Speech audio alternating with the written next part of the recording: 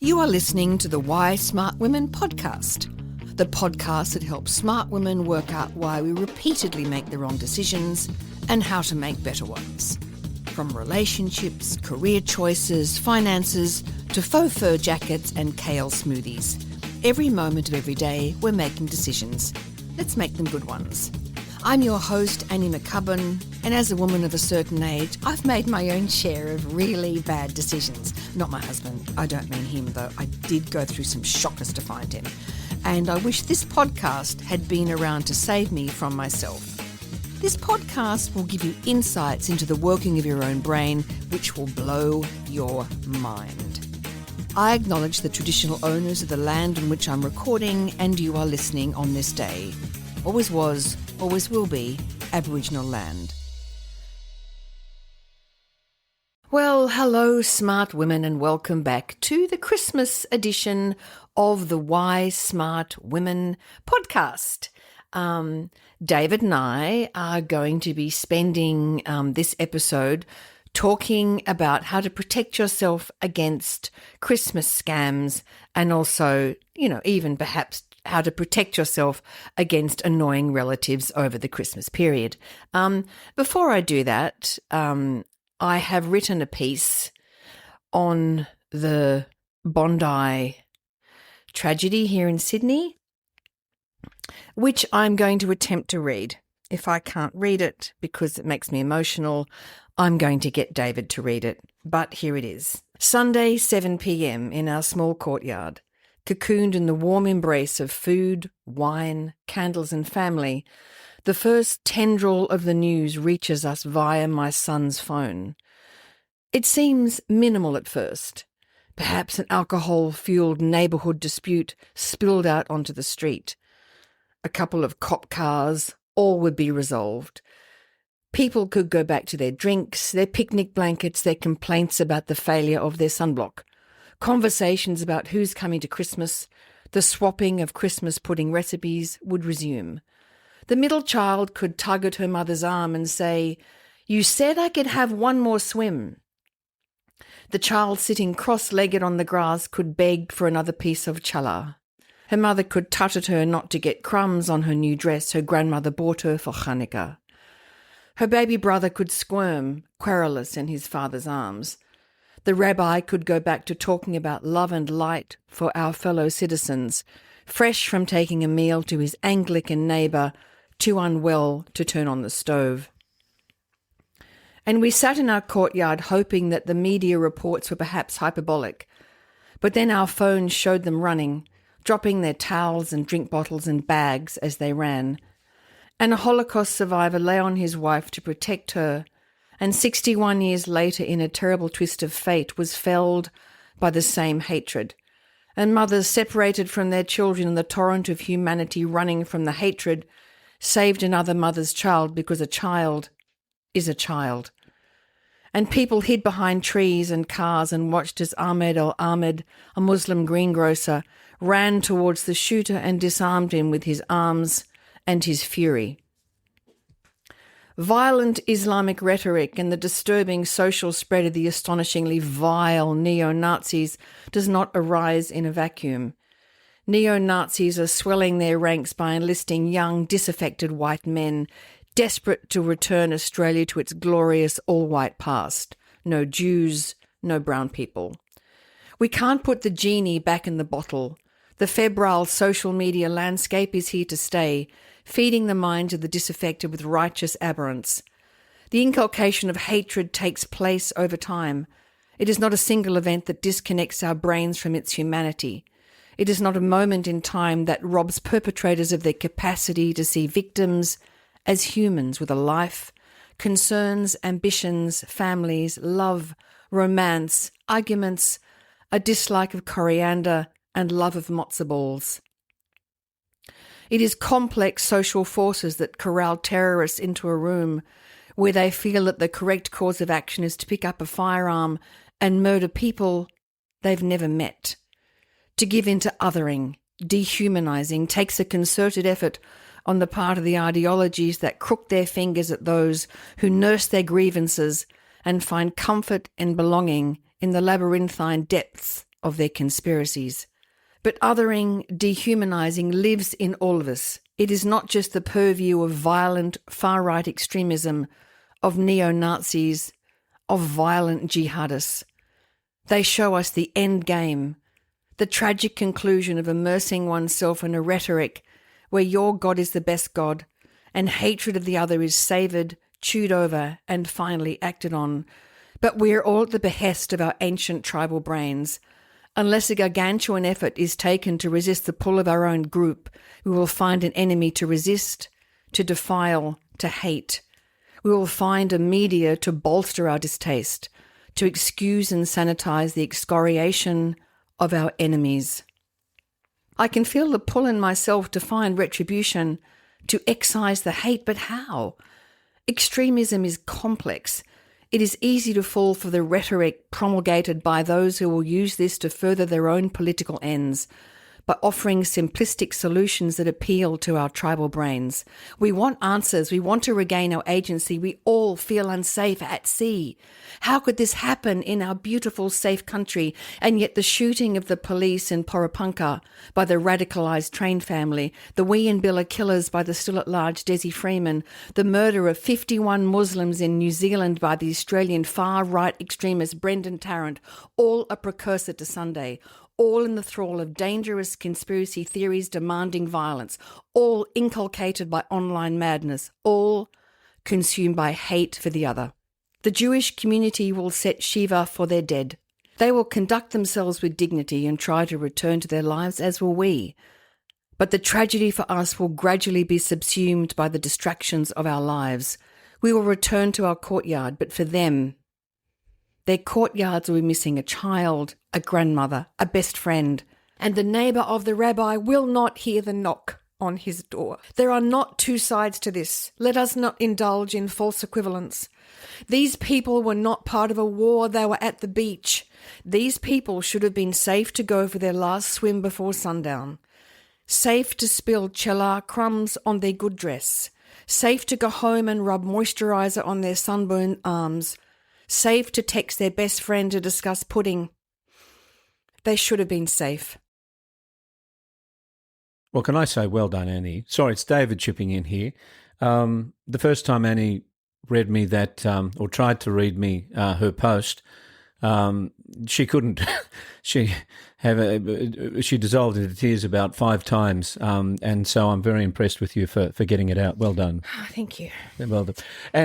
And look, perhaps the thing to do today is that we shift to a very practical conversation.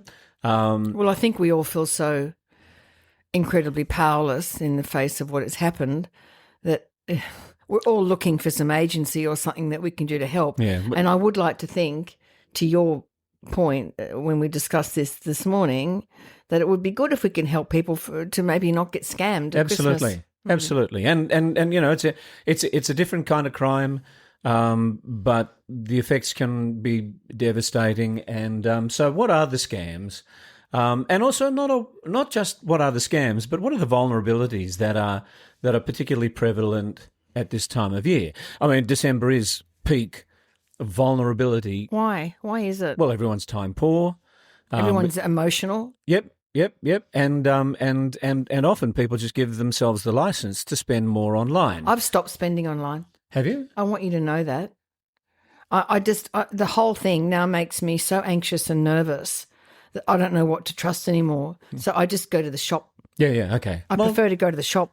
Look, I'm happy with that. You should be happy about that because it's going to cost us less money. I am. And look, the thing is that when there are a whole lot of people shopping online, feeling time poor, emotionally dialed up, those are the exact conditions that scammers exploit. They exploit urgency, generosity, and your bargain hunting instincts, so that minor lapses in critical thinking actually can turn into big losses. Yeah. So, look, I mean, what we want to do is to equip you with some specific evidence-backed knowledge about the 5 most damaging Christmas scams and the things that you can do in order to protect yourself, your family, and so are these your sort of money. an extension of scams that happen all year, but they just get sort of ramped up? That's exactly right. Yeah. I mean, they play on the same psychological vulnerabilities as we'll discuss, but they just tend to be more acute at this particular time. Because of what we just talked about. Yeah. I mean, look, scam number one is the fake online store, the social media ghost shop. You know, everybody's selling stuff online these days. And when you are faced with a slick-looking website or a social media shop with It says like 80% off. 80% off. 80% off. Too good to miss. Yeah. On popular Christmas items, you know, electronics and games and toys and Toys things and like things. that. Yeah. They'll take your money and they will deliver nothing, or they will only deliver a cheap counterfeit. So what? Oh, they can actually deliver nothing, right? They can deliver. That's right. Sometimes there's absolutely nothing. So you see an ad for a heavily discounted item, you know. I got one. Did you know I got scammed? You did? I bought it. That was the dog book. No, did you have to bring the dog book up again? Well, The no, dog book is an embarrassment to me. It is what $150 for What's wrong with me? a dog training book But on the front, on bought off the internet. on the cover, it had had a nice dog. It had Annie's. Annie and Ryder. Oh no! You saw it. You came and looked over my shoulder and said, "Hey, did you just order that?" I was like, "Yeah." Yeah. You're like, I never got the money back, and I never got the book. Yeah, no. I remember I tried to cancel it, and I threatened them. Yes, and this is after you've written 2 books on critical thinking I and know I'm an avoiding idiot, lies. but that's the thing. I'm not That's an the thing. idiot, No, you're and not. nobody's an idiot. And we really shouldn't use the word idiot or idiocy. The thing is that people are No, vulnerable. it's true. It's a bad thing to say, and I'm going to withdraw it immediately because we are vulnerable. And things like the scarcity bias, you know, last minute sales. This is only available for a limited, period. Absolutely triggers our brains. Right? Absolutely. The scarcity bias kicks in. I've got to have it. Yeah. There's only a couple, and one of them has to be mine. And then there's another sort of heuristic that's associated with social proof. It's like if we see that there are large numbers of people who are taking advantage of this bargain, then we're inclined to do so as well. So, and that's social proof. Is that like when you see a comment like, "This is the best piece of bamboo underwear I've ever had in my whole life, and it's amazing and cool, and Yes. I can't believe it, and arrived on time, and it's in a beautiful, teal colour." words. Yeah, and there's also loss aversion, which is that you're more motivated to avoid missing out than gaining something. Yeah. So anybody who was convinced by the timing of the Black Friday sales, I've got to buy this now, otherwise I'll never get a good price ever again. And those Black Friday sales went on for weeks. Yeah. This is bullshit, right? Yeah. And we know that the rush that happens in December can also suppress natural due diligence. You're in fast thinking mode, and so you're much more likely to make decisions that aren't. And so if you're good. in, I don't know, I mentioned, I think 2 episodes ago that I have just finished reading Melanie Tracett King's book, which is coming out probably next year. And she talks about, it's such a good metaphor. She talks about the elephant and the rider. Oh yeah. And there's so many indicators socially that our emotions are to be trusted. You get a gut feeling and you got to go with it. But to her point, the elephant, which is the limbic system, the emotional part of the brain, is making these decisions, and then the rider is trying to post-rationalize them. Yeah. So, of course, all the things that we're talking about here, the scarcity bias, Yes. Loss aversion, Yes. all that is all the elephant. That's it's all the the elephant part of the brain. Absolutely, yeah. Absolutely. I've heard that metaphor. It's a great metaphor. Described in a number of the different formats. Jonathan Haidt's moral foundations theory. Yeah. Talks about our values, our deeper values being the elephant, and they're the things that drive us. Values, emotions. They're the things that will drive our decision making, and our conscious brain, the rider, just doesn't have the strength to overcome that. It doesn't. And as I said in the piece I read at the beginning, you need a gargantuan effort, right? To override these impulses. These impulses. Yeah. Now, these impulses we're talking about, I can feel it in myself. Yes. When I see something, I remember I showed you that laptop. Yes. because my laptop fell off the table and it was a frigging disaster. Okay, so here we get the first red flag. It was a 70% off. Yeah, 70% off. I was like, awesome, David, I can get this for $400. Yeah, so if any of these advertisements advertise a huge discount, much lower than the reputable site for the same brand, then that's a red flag. And what else? What else is a red flag? If though? there's no physical address on the website, if What they do you- don't have what a do you shop mean? front, a Oh. warehouse, if they don't have an ABN, if they don't have a clear returns policy. If they only offer an obscure payment method like a bank transfer or crypto or gift cards that can't be traced. Oh, yes, that gift card thing is really We'll come back to the gift tricky. cards. Yeah, okay, let's. But that's one of the red flags around these fake sites. And look, I've been playing around with AI over the last couple of months, and honestly, to produce a site that looks like the real deal, it can even have a physical address. It could have an ABN. It could have a returns policy that is entirely made up. So how can you, if that's the case, what do you look for? Like spelling, grammar errors? You often see that, right? There's a grammar error. Yes, but you're only going to notice that if you slow down. So if we're in elephant season at the moment, We are. then it's a time when scarcity creates urgency, fake reviews create trust, your December time pressure shuts down your critical thinking. And yes, it's not idiocy. It's just how No, it's our not brains idiocy. It's are not. wired. It's not. It's not. It's definitely not. So, that's the fake website. The second scam that we want to alert people to is the parcel delivery, the track your package phishing. So this is huge, and it seems to be getting more sophisticated with every year. Yeah. I think parcel scams have quadrupled year on year over the last few years. So what it is that a scammer will impersonate your postal delivery service or your courier, and they will send a text message or an email saying your parcel's delayed or it needs a fee, and then it steals your details or it'll install malware on your device. But we can only do that if you click on something. Is that right? Only if you click on it. So you get the message, Yeah. your parcel's Your held up, parcel's held up. and then there's a link. If you, And the problem at the moment, Yep. because people have got dozens of parcels coming. That's exactly right. Yeah, those are the vulnerabilities that we have at this time. So how do they do it? You click on the link and then what happens? Oh, well, that link could lead to a fake tracking web page that asks for card details or login details or payment. Sometimes it will prompt you to download an app that will help you track the parcel. Well, that app is the devil. It'll install malware, and then the doors are open and you'll be taken for a ride. Yeah, and then this happened to my friend recently. Yeah. She ordered something from. She got a message about a parcel. Yes. And she had 17,000 things coming because she's a big shopper. Yeah. And one was naughty. Okay. So. See, this has just arrived on my phone. Spend $100. Let's look at this. Spend $100 on gift cards in store at Anaconda and get a $20 gift card. Deal ends the 24th of the 12th. Now, there's so much in that. It's urgent, Yes. right? It's urgent. Now, is that real? How do I know that's real or not, David? Yeah, we don't know that that's real. And also, when you hear the word gift card, Gift. It's like a gift to me. a gift card. Did you notice that little dopamine hit in your brain there? Oh, yeah, I did. Yeah. Because I know Okay. it's free. Spend $100 on gift cards and get a $20 gift card. Free. Free. Yeah. Okay. So there's the sunk cost fallacy that they're playing on with these kind of scams.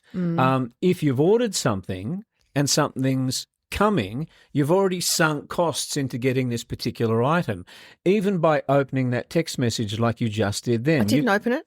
Yes, you did.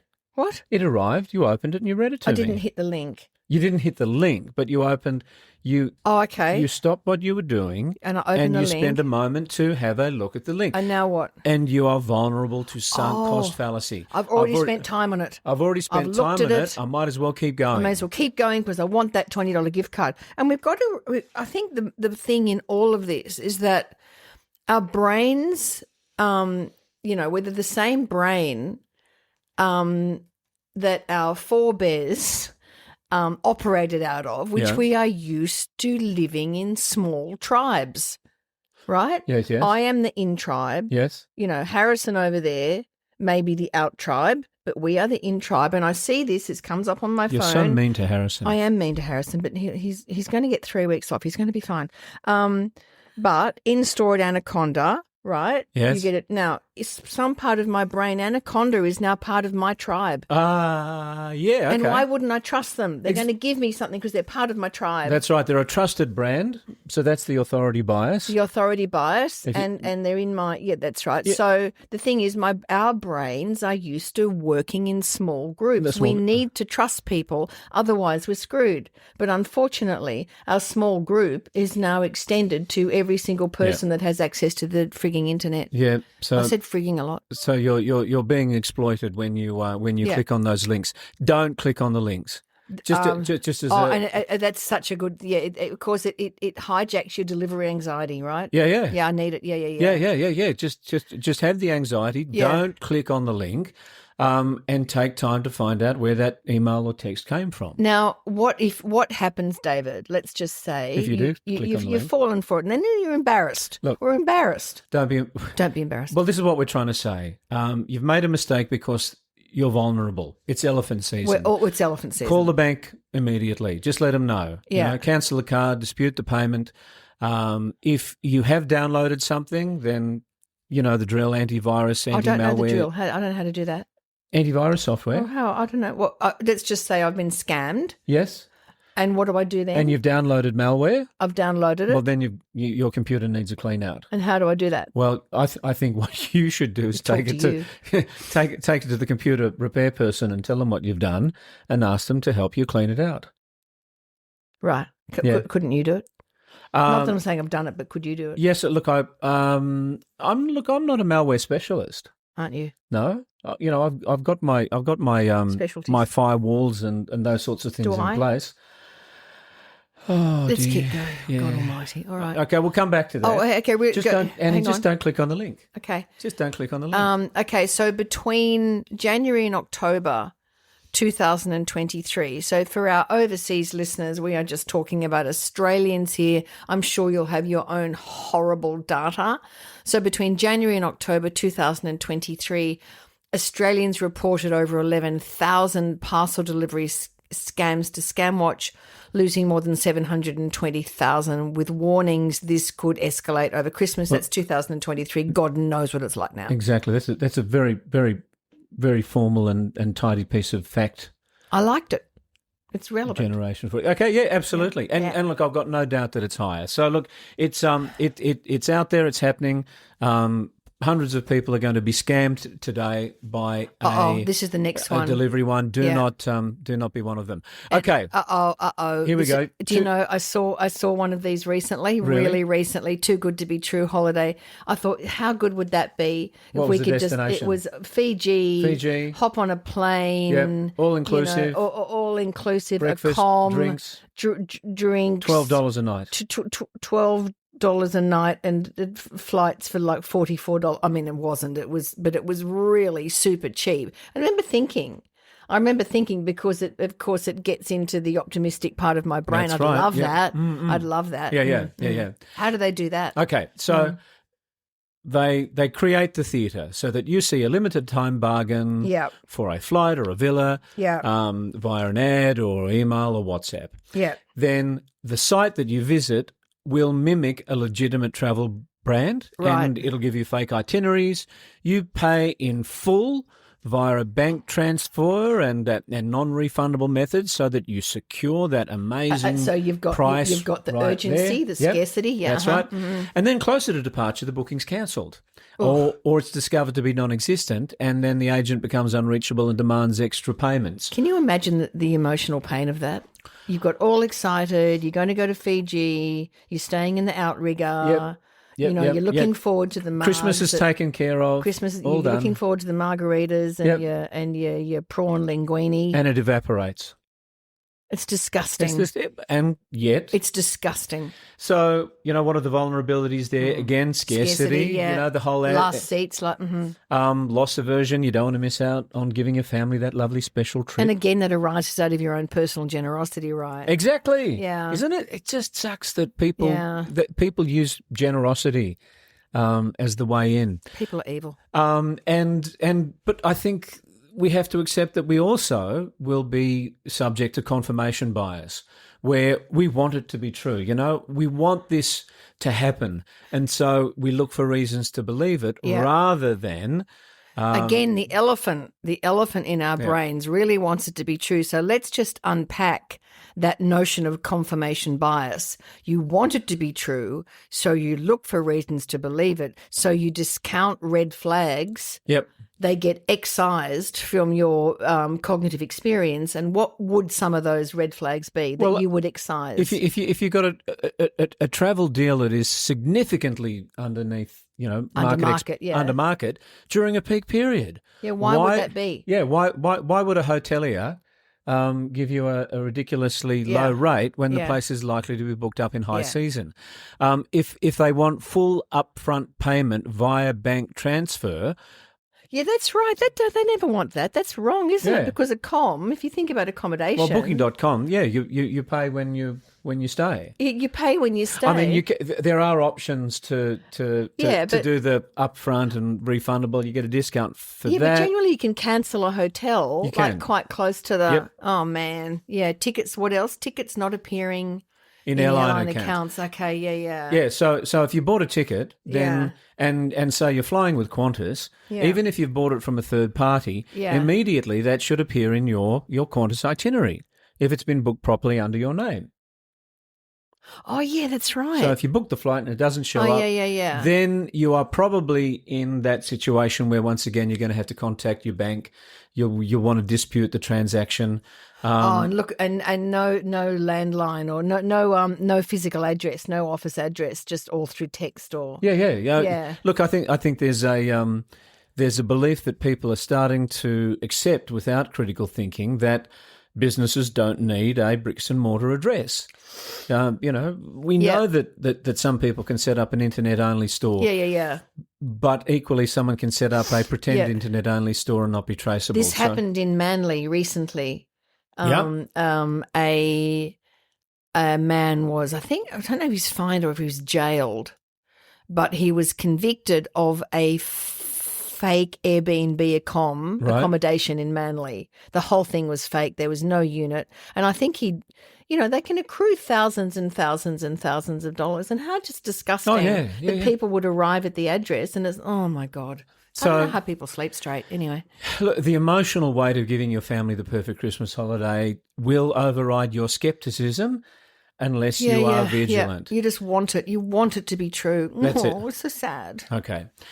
So scam number 4, and gee, I get these all the time. Phishing. Is that it's the account locked banking phishing trick. Tell me about that. So it's I know this. Yeah, so it's a highly polished phishing with a PH message that claims that your bank or your government account or something like that is locked.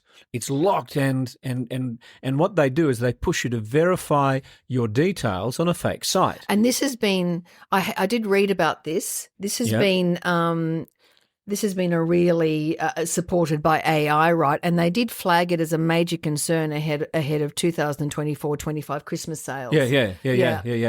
So you get it looks really valid though. You get a realistic email or an SMS, with your bank's branding, and it's spelt out properly and it's laid out properly, and it says there is suspicious activity or account suspension likely. Suspicious activity, yeah. And so it says click on the link and then you'll go to a cloned login page, and then when you enter your credentials and sometimes your two-factor authentication code, now the scammer have access to your real account.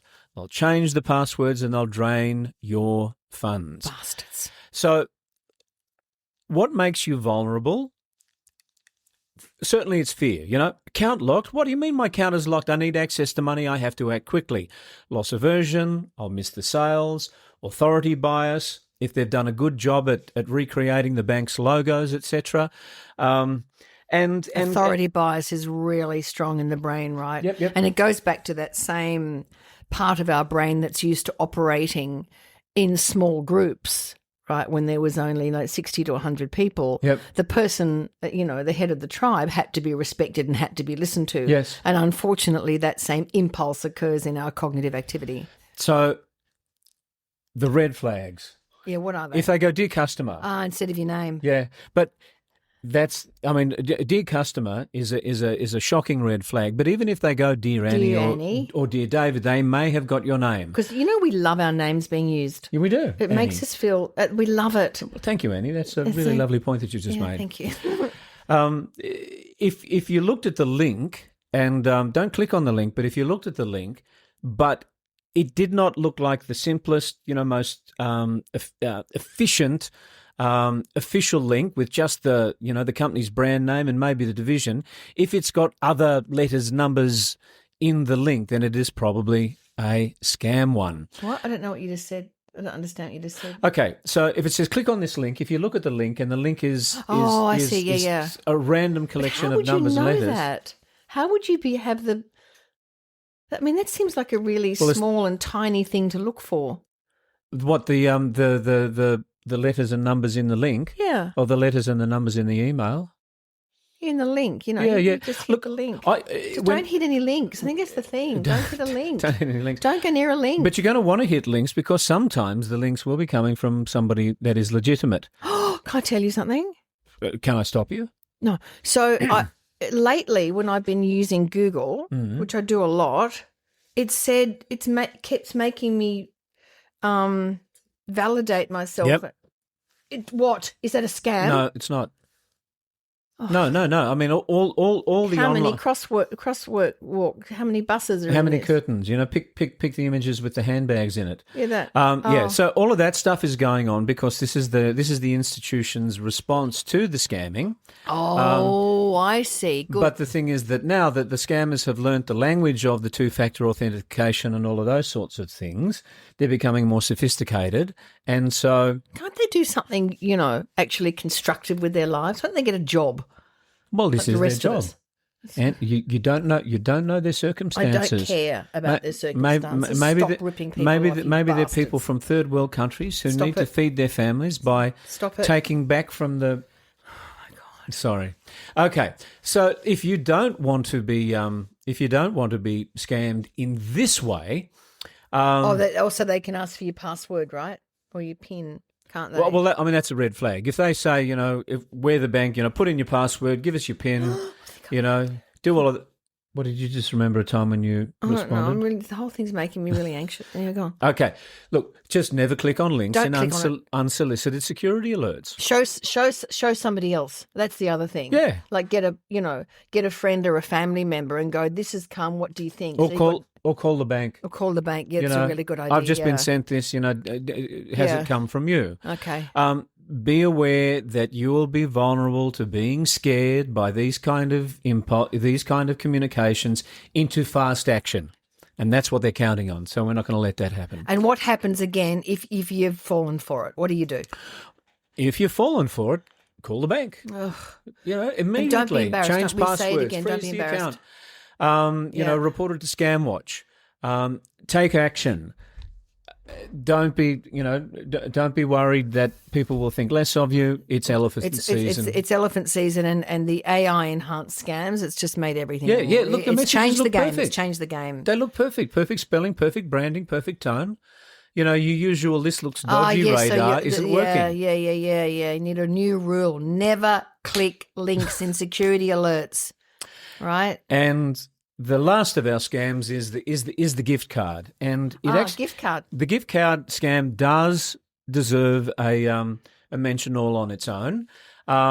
What even I wouldn't fall for that. Scammers will do is they will demand payment in a iTunes or a Google Play supermarket or retail gift card. So weird. And why will they do this? Yeah, because why? it's completely non-traceable. Essentially, the way that it works is that you'll get called or you'll get a message. From where? Claiming to Like be what? from the government or the tax office or or the electricity or the water or tech support. Oh, and then they want payment now. So they've got the urgency thing. Yeah, that's right. But and what they do is they build urgency into it. They say, listen, in order to avoid trouble, we need urgent payment. And the safest way or the fastest way for you to pay us, don't go through the banking system. Just go into the supermarket or, online, buy us a gift card, upload the code, and that's how you'll pay us. Now, if you do that, then I just want to say, in my defence, I would not fall for that. That's right. Well, you're not a gift card person. Yeah. And for people who are comfortable using gift cards, Okay. I wouldn't. I'd be happy to get a Bunnings gift card for Christmas. Rather. I don't even like gift cards. Rather than more Can I just say T-shirts. something about gift cards? You don't like gift cards? Don't you like T-shirts? Well, you're going to say you don't like gift cards because it's lazy. I think it's lazy. Yeah. Like, buy the gift. Go to the shop. Go to the find shop. a gift. Buy the same Look at- T-shirt that you did last year. Do you not want a T-shirt No. this year? I'm sick of getting T-shirts for Are you? Christmas. I'd rather have a Bunnings gift card. I'm not going to buy you a Bunnings gift card. But What then do you want from Bunnings? Well, then I could. Just give me 5 options now. Go. I could give you the clothesline. I can put the clothesline up for you. That's for me. I know. You can't be doing a Christmas thing that's so... Yeah, but then you'll Nice stop of you. nagging me about the We're washing. not going to go back to the nagging No, thing. okay, no, we're not going to go back to. Okay, no, look, I'd be happy with the Bunnings gift card, Yeah, but... but you're not. Exactly. Okay. So you're unlikely to fall for this scam. But if gift cards are part of your currency, if you are under pressure, if there is an authority telling you to do this quickly, Apparently, they can even say you're going to be arrested. you'll be deported. Oh. Yeah, no, unless you do this immediately. If gift cards are currency for you, then you're vulnerable here. So the red flags are if you have any government, any authority, any bank, any tech support company asking for a gift card payment, you know that you're a target. Someone's scamming you. If you've been told to keep the payment secret, Oh, hang on. Who is going to say that? What? That's what they use to groom people. Yeah. Keep this secret. Don't tell your parents. yeah. Well, Is that people? They say keep it secret. Dear God in heaven. okay. If let's say someone's being scammed and blackmailed with a porn scam, right? We have photographs of you, blah blah blah blah blah blah blah. We want payment to keep it and they're gonna secret. ask Do a gift okay, card. Wow. Well, the gift card is a gift to the scammers because after the money's been taken, it's They're gone. untraceable. Untraceable. Got And it. Okay, and they're gone. So look, no Australian government agency will ever accept a gift card. No bank would ever accept a gift card. Only buy a gift card, in the supermarket and give it to somebody who deserves it, Or just go and buy a present. or just go and buy a present. Yeah. So Or make something. What have I turned into? Some sort of, Girl Scout. A Girl Talking Scout. about going back oh to yeah, make craft. the presents. I don't know. Get some Perkins paste and some straws, little balloons, and some buttons. And make Christmas decorations for people. Little Christmas trees. Yeah, little I Christmas might trees. do that. Yeah. So 5 scams, same pattern. They exploit time pressure, your emotional investment in Christmas, your brain's shortcuts, and the good news, we can identify the patterns. We've got a few rules. Don't click on links. You can protect yourself and your families. And look, if you do fall for one of these, Don't be embarrassed. don't be It's embarrassed. not your fault. Your brain is not on your side. But don't stay quiet about it. Report it. We're absolutely. We the more we report it, the more able they are to investigate the methodologies that these disgusting people use. And look, if there was just one rule for this and probably everything else associated with all the stuff that you've got to get done between now and Christmas and afterwards, slow down. Yeah, exactly. If someone's creating urgency, snapping at your heels to move faster, Yeah. that's a red flag. It's a red flag. Legitimate businesses don't need to panic you into making decisions. Exactly. So yeah, look, by all means, as we said at the beginning of this, we are all vulnerable to this, and being smart, being intelligent is unfortunately not an automatic defense against being scammed. You have to make a gargantuan effort to override the flaws that, run rampant through our brains. Cognitively, you have to really be alert. So look, share this episode with someone who's doing their Christmas shopping online. Forward it to your family group chat, because the best defense against scams is knowledge. And as we know, the best way to spread knowledge is to actually spread it. So everybody, from us, we hope you have a safe and scam-free Christmas.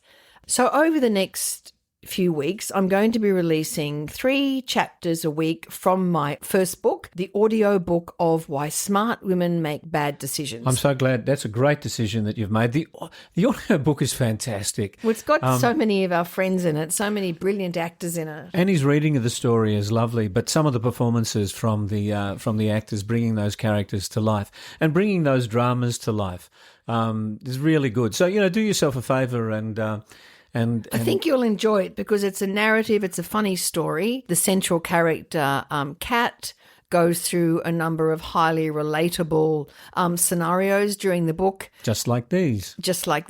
And at the end of every chapter, I have a discussion and a dissemination of the cognitive flaws that have driven her behaviour and the behaviour of the other people in the book. So do listen to it. I think you'll really enjoy it. So that's going to get us into the middle of January. It's been an absolute pleasure seeing the podcast grow this year. We're in countries that I never dreamt we'd be in, and there are people listening to my voice and the voices of my guests in places like Jamaica and Ukraine and Japan. So it's an awesome thing, and I thank you so much for your continued support of this podcast. So please listen to the audiobook. Thank you very much, David, for coming on and being my marvellous guest. Spack filler. My spack filler. People apparently quite like to listen to us bang on and argue. Oh, really? I don't know, apparently. Anyway, it's been good to have you. Happy Christmas to you, David. And to you and to everybody. Peace and joy. That's my wish for you. And happy Christmas, Harrison. Harrison has been producing the podcast with me now for over a year, I think. Wouldn't happen without Harrison. Would not happen without Harrison. Yep. Oh, no. So happy Christmas, Harrison. Happy Christmas, David. Happy Christmas to all our fantastic listeners. And as always, stay safe, very safe, stay well, keep your critical thinking hats on, and have a very, very happy Christmas. Thanks for tuning into Why Smart Women with me, Annie McCubbin. I hope today's episode has ignited your curiosity and left you feeling inspired by my anti-motivational style. Join me next time as we continue to unravel the fascinating layers of our brains and develop ways to sort out the fact from the fiction and the over 6,000 thoughts we have in the course of every day. Remember, intelligence isn't enough. You can be as smart as paint, but it's not just about what you know, it's about how you think. And in all this talk of whether or not you can trust your gut, if you ever feel unsafe, whether it's in the street, at work, in a car park, in a bar, or in your own home, please respect that gut feeling. Staying safe needs to be our primary objective. We can build better lives, but we have to stay safe to do that. And don't forget to subscribe, rate and review the podcast and share it with your fellow smart women and allies. Together, we're hopefully reshaping the narrative around women and making better decisions. So until next time, stay sharp, stay savvy, and keep your critical thinking hat shiny. This is Annie McCubbin signing off from Why Smart Women. See you later. This episode was produced by Harrison Hess. It was executive produced and written by me, Annie McCubbin.